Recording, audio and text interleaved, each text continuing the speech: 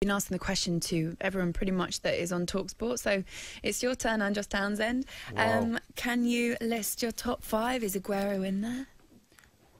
You know what? Because I know what you're like, as soon as I saw that Darren Bent thing yesterday, I got a pen and paper and I said, right, this time I'm going to be prepared. There's going to be no mumbling, bumbling, and I'm going to do it. Okay, brilliant. So this is top 5 Premier League strikers, yeah? Yes. Okay. Number 1, Thierry Henry. Nice. Number 2, Wayne Rooney. Number 3, Aguero. Number 4, Alan Shearer. Number 5, Ruud van Nistelrooy. Oh, really? Wow. Do you know what? A lot of people texting in yesterday saying, what about Ruud van Nistelrooy? Because he wasn't anywhere near Darren Bent's top 5. Okay, let's go through them then. So the people that were in Darren's that didn't make yours, the likes of Ian Wright. Is yours affected by people that... Yeah, tell us. What do you tell us? Of course, I was too young. I don't remember much of Ian Wright. I remember him when he was overweight and on the bench at West Ham. I don't remember him scoring goals at Arsenal, unfortunately. And Shearer, I caught the back end of his... Shearer, I caught the back end of his career, so that's why he's only in number 4, was it, Shearer? Yeah, number 4. Yeah, so because I caught the back end of his career, but his numbers speak for themselves. Yeah. So were you in the same camp as Darren Bent? Because Henry's your number 1, in terms of just that no one can really touch him or what he did for the Premier League when he arrived, you know. Not only the goals he scored, but like Benty said, his overall all-round play, nobody can rival that. Van Nistelrooy in the same era gave him a good go, won a golden boot or 2, but Henry's all-round game puts him number 1 for sure. And the assists as well. So the younger listeners probably won't realise that the goals he scored as well, but the assists, like you're saying, the all-round play, bringing other people into it. Wayne Rooney's your number 2? Yes, obviously his career. He was obviously a goal scorer when he came through at 16 at Everton, scored goals at United, was scoring 20 plus in all competition for a good few years. And then he dropped back towards the end of his career, dropped back into midfield, number 10 for Manchester United and Everton. But for the longevity of his career and the goals he scored, for sure, in his prime, he has to be up there. So Aguero is number 3, which I think it will delight lots of people that he makes your top 5. And you've obviously played against him number of times. How good is he? He's frustratingly good when you're an opponent.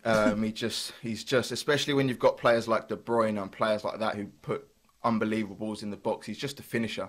He'll finish from anywhere. You give him half a yard and he'll put it away. He's very frustrating as an opponent. So, and the goals he scored, the numbers he's hit year after year. Not even mentioning the goal against QPR to win them the league. Yeah, he's just been a menace for so many years, and it's a shame that this is his last year and this year that he hasn't really got going, because I still think that he's got a lot to offer. It's amazing, Andros, because it's one of these questions you could ask different people and you'll get a different answer. Because I'm just looking at some of the guys, brilliant strikers that haven't really even got a mention.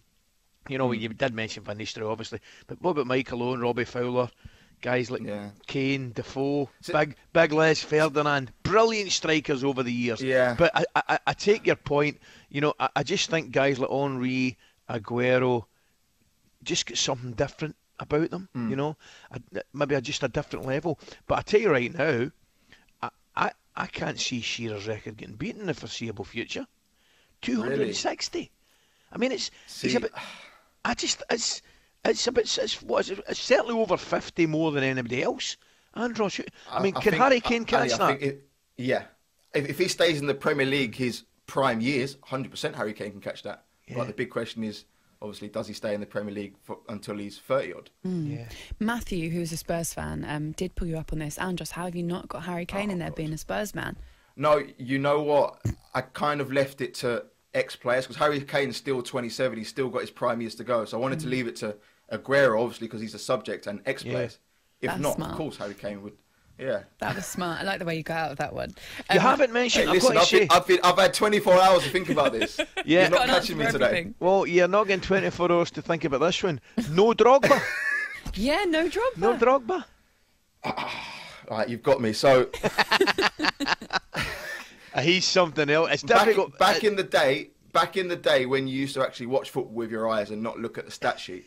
I remember the whole of Drogba's career, not just the last season. I remember Drogba being very inconsistent. It was only the last year, if I remember rightly, if my memory serves me right, it was only the last year where he became this beast who was bashing people about and scoring goals for fun. Other than that, I remember that he was very inconsistent. His early years, he was getting a lot of stick. He was in and out of the team. He was going through scoring droughts. So for me, from my memory, not going on Wikipedia and seeing his stats and how many goals he scored, for me, he's not on that list for those reasons. talkSPORT Breakfast with Laura Woods, Monday to Wednesday mornings 6 till 10. On AM, on DAB, via the talkSPORT app and on your smart speaker. talkSPORT.